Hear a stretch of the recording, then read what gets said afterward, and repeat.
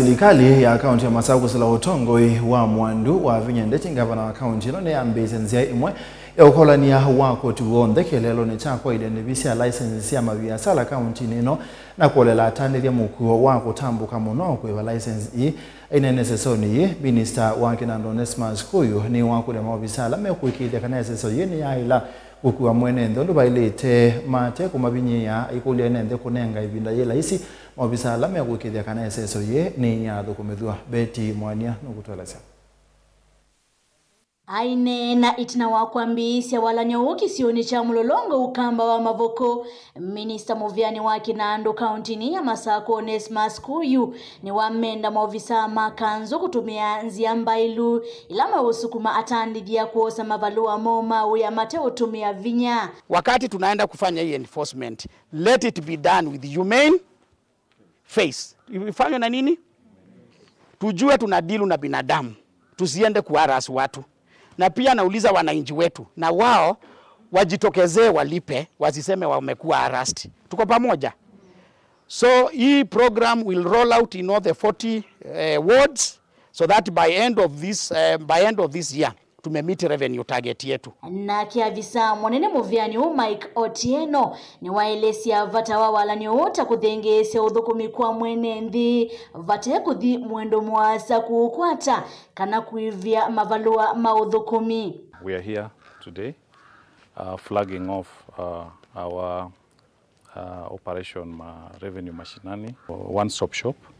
We are in the month of enforcement. We've heard from wananchi on several occasions. They are saying that sometimes they travel a long distance to get to our offices. This initiative has now enabled us to get the office to the machinani near the wananchi so that they can be able to pay and renew their permits. They pay their land rates, their liquor licenses, and all dues for the county. It will be a fully pledged office, and they will be able to move into this tent and ensure and get all their services, the county services that they need. Eventually, we'll ensure that wananchi get their services at their doorstep. Machakos iko automated. Na maanisha nini? Kwa ku collect ama kwa kuchukua ushuru tunatumia system. Hiyo ni ya kwanza. Ya pili, kwa kulipa unaweza tumia pay bill number, na unaweka invoice number, unatumia USSD, na pia kuna citizen portal. Tukitumia hizo njia tatu, pesa yote inaingia kwa kikapu moja ya county. Na mwatandithia lama vikaisesoni ye ni matungia gavana wa vinyandeti Muvya maiweta walanyo tau masuvi ya masa na ilovia sio.